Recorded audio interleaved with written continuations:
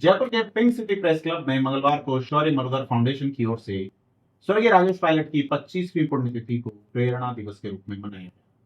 इस अवसर पर एक विचार गोष्ठी का आयोजन किया गया। साथ ही भारतीय सेना और वायुसेना के सेवानिवृत्त अधिकारी, राजनीति से जुड़े लोगों ने शहीदों की वीरांगनाओं का सम्मान किया, शहीद परिवारों का सम्मान किया और विचार गोष्ठी में अपने विचार साझा किए। इस मौके पर यूथ कांग्रेस के प्रदेश अध्यक्ष और संगरिया के विधायक अभिमन्यु पूनिया ने संबोधित करते हुए कहा कि स्वर्गीय राजेश पायलट गरीब, जवान और किसानों के हितों के लिए साहसिक निर्णय लेने वाले नेता थे। उन्होंने युवाओं को राजनीति में सदैव आगे बढ़ाया और यही काम आज उनके बेटे सचिन पायलट कर रहे हैं। नौजवान पीढ़ी है, उनकी जीवनी से सीखने को मिलता है कि जिस प्रकार उन्होंने मेहनत करके अनेकों साथियों को, चाहे वो आज राजनीति की सेवा में हो, चाहे वो आज बड़े बिजनेसमैन हो, चाहे आज बड़े ओहदों पर हो, चाहे सर्विस के अंदर सेवाएं दे रहे हो, उनके चलाए हुए कदमों पर आज अनेक देश के साथी उनके जीवन शैली को जिंदा रखे हुए हैं। और आज हम सब लोग आपके बीच में राजनीति में सेवा कर रहे हैं। ये उनके सपूत्र जो भी पूरे देश के युवा हृदय सम्राट और देश में अनेकों नौजवानों को, राज्य में अनेकों नौजवानों को राजनीति की अग्रिम पंक्ति में अगर बिठाने। पूनिया ने कहा कि राजेश पायलट का सैनिक जीवन और राजनीतिक यात्रा दोनों ही समाज के लिए प्रेरणादायक थी। शौर्य मरुधरा फाउंडेशन के अध्यक्ष महेंद्र सिंह खेड़ी ने कहा कि राजेश पायलट वह नेता थे जिन्होंने देश में टेलीफोन क्रांति लाने में महत्वपूर्ण योगदान दिया, नेशनल हाईवेज की अवधारणा को मूर्त रूप दिया और उन्होंने युवाओं को राजनीति में आगे लाने की एक नई शुरुआत की, जिसे आज सचिन पायलट बखूबी आगे बढ़ा रहे हैं। उसी रूप में पायलट साहब ने जय जवान जय किसान ट्रस्ट का निर्माण किया, जिससे आम गरीब किसान का बच्चा वहाँ IAS IPS की तैयारी कर सके, उसको कोई शुल्क जमा नहीं कराए पड़ता। दिल्ली में वो काम कर रहा है, वहाँ जो बैठा आदमी वहाँ जाता है और उस देश की जब नीति बनती है उन नीतियों में अपनी भागीदारी करता है, तो वो राजेश पायलट साहब की उनको सोच आगे बढ़ाती है। पर जब हम सोचेंगे कि आम गरीब किसान का बच्चा उस जगह जब पहुंचेगा जहां नीतियां बनती है, राजेश पायलट साहब की सोच थी, तब हमारा देश मजबूत होगा, क्योंकि उस गरीब की बात वही कर सकता है। जो लोकसभा की सबसे बड़ी हमारी संस्था है संसद, उसमें हमारे गरीब की बात, आम किसान जवान की बात हम भी बहुत कम देखते हैं।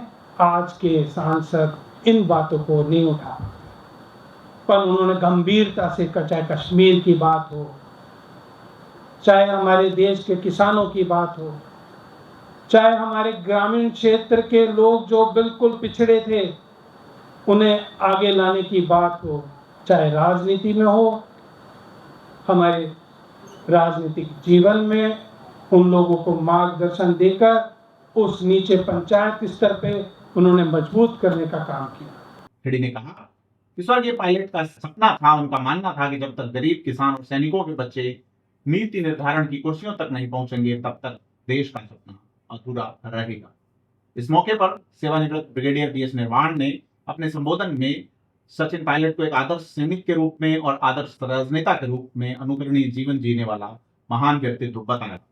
उन्होंने कहा कि शहीदों और वीरांगनाओं के देश में राजेश पायलट जैसे नेता गर्व का विषय। निर्वाण ने कहा कि देश में वीरांगनाओं, वीर सैनिकों और उनके परिवारों के हितों की सुरक्षा के लिए एक सशक्त कानून की आवश्यकता है। कर्नल देवानंद लोहमरुड ने वीरांगनाओं के सम्मान को एक गरिमामयी पहल बताया और इसके लिए शौर्य मरुधरा फाउंडेशन का आभार जताया। इस मौके पर पूर्व विधायक गजराज खटाना, जो कि राजेश पायलट के निकट सहयोगी रहे, उन्होंने अपने संस्मरण साझा करते हुए कहा कि स्वर्गीय राजेश पायलट की छवि सरकार और सिस्टम में साहसी, जबकि आम जनता में सहज और सौम्य थी। उन्होंने घटना का जिक्र करते हुए बताया कि जनसुनवाई में आए हुए व्यक्ति की बात सुनने के बाद ही स्वर्गीय राजेश पायलट ने चंद्रास्वामी की गिरफ्तारी के आदेश दिए, जो उनके न्यायप्रिय और निर्णयात्मक व्यक्तित्व का प्रतीक हैं।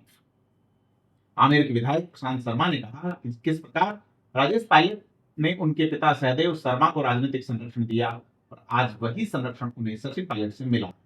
उन्होंने इस आयोजन को एक प्रेरणादायी अनुभव बताया और शौर्य फाउंडेशन का आभार जताया। इस मौके पर वायुसेना के ग्रुप कैप्टन एस धोलिया ने कहा कि उड़ान के दौरान उनकी एक बार राजेश पायलट से मुलाकात हुई थी और उन्होंने उनसे अत्यंत आत्मीयता से बात की।